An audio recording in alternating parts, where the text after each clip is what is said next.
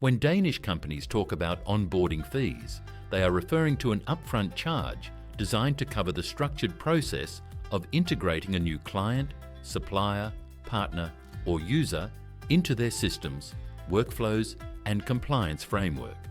And understanding this concept is increasingly important for anyone engaging with the Danish market in a professional capacity. In a typical Danish business context, onboarding is not treated as an informal or ad hoc activity. It is viewed as a defined, often standardized process with clear deliverables, milestones, and responsibilities.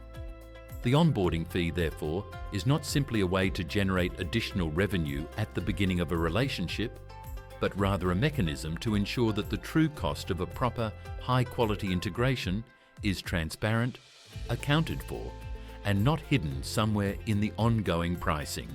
In a service relationship, for example with an IT provider, a logistics partner, or a financial institution, this fee usually covers a range of activities: initial analysis of the client's needs and existing systems, data collection and validation, configuration of platforms or infrastructure, alignment on processes, service levels, and escalation paths, and very often training of staff on both sides. For Danish firms, especially in regulated sectors like finance, healthcare, and energy, onboarding is also the stage where critical legal and compliance requirements are fulfilled.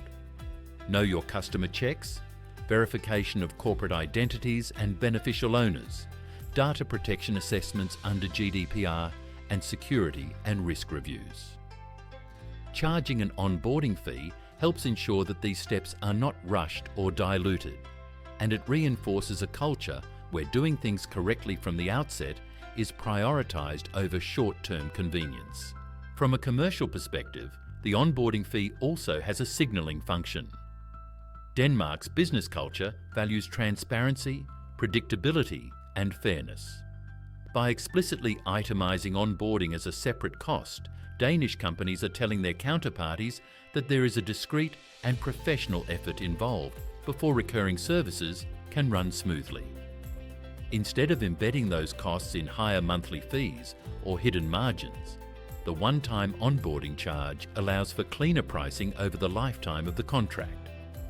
For the client, that often translates into a clearer understanding of what they are paying for, a clearly scoped project at the beginning that, if executed well, reduces errors, misunderstandings, and rework later on.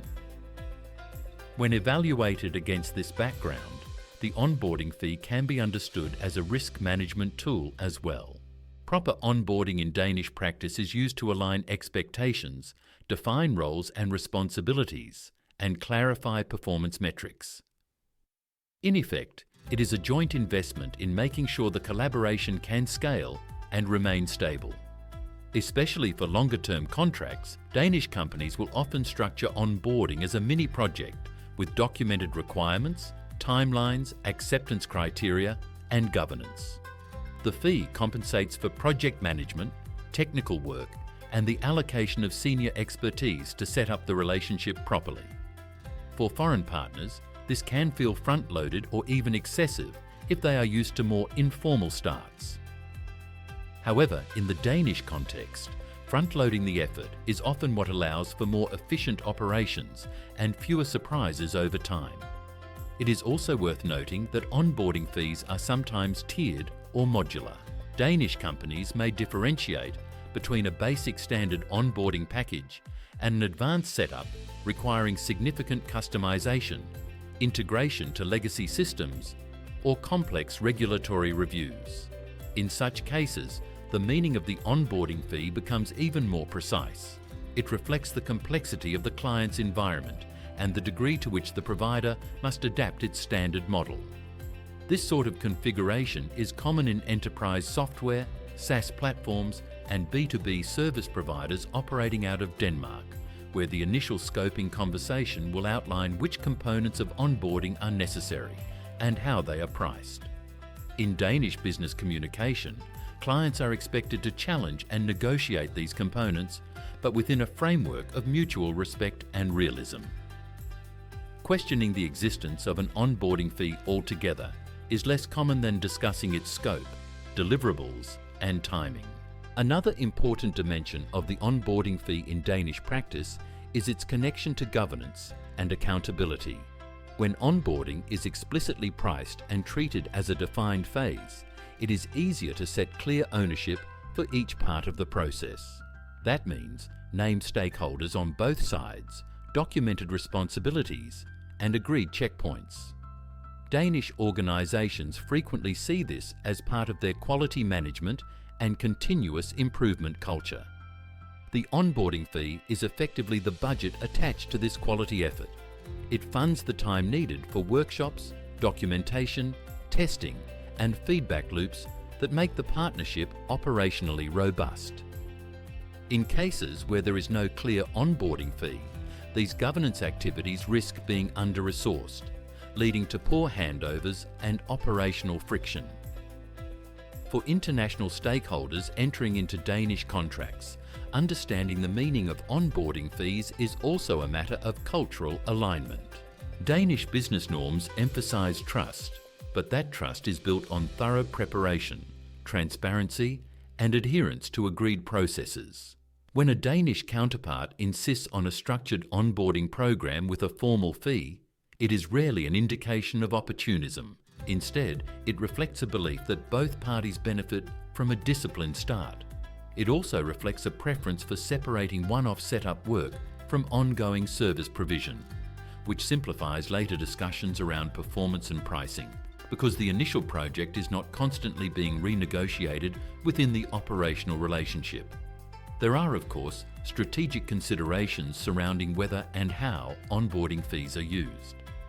Some Danish companies choose to reduce or waive the fee in competitive tenders or for strategically important clients, treating the onboarding work as a commercial investment. Others will keep the fee in place, but offer to amortize it over the first contract period, effectively converting a one-time charge into a temporary uplift on recurring fees. In each case, the underlying logic remains. The onboarding activities are real. They require professional resources and they must be funded somehow.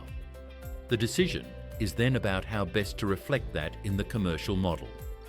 For buyers operating in Denmark, the practical implication is to treat the onboarding fee as a subject for structured negotiation, not as an afterthought. It is appropriate to request a detailed breakdown of what the fee covers, how long the onboarding phase will take, what documentation will be produced, and what success will look like at the end of the process. Danish providers typically respond positively to such requests because they align with an evidence-based, project-oriented mindset. In many instances, these conversations lead to clearer scoping, better prioritization, and ultimately, smoother collaboration. For suppliers and partners working with Danish clients, the expectation is that any onboarding fee must be justified in similarly concrete terms. A generic line item labelled onboarding is less compelling than a clearly articulated set of tasks, milestones, and outputs. Danish clients will often look for assurance that the fee results in tangible benefits, such as reduced implementation risk, faster time to value, stronger compliance posture, and better user adoption. Positioning the onboarding fee as an enabler of those outcomes is more effective than presenting it as an administrative necessity. Over time, as relationships mature and repeat business grows, Danish companies may redesign or even remove onboarding fees because processes become standardized and integration patterns are reused. Nonetheless, the underlying principle remains embedded in the way many Danish organizations think. The initiation of a new business relationship is a distinct phase that deserves structure, resources, and a clear financial framework. Understanding onboarding fees through this lens is key to navigating Danish business practices effectively. They are not merely an additional line on an invoice, but a reflection of a broader commitment to quality, clarity, and long-term value creation in how partnerships are started and managed.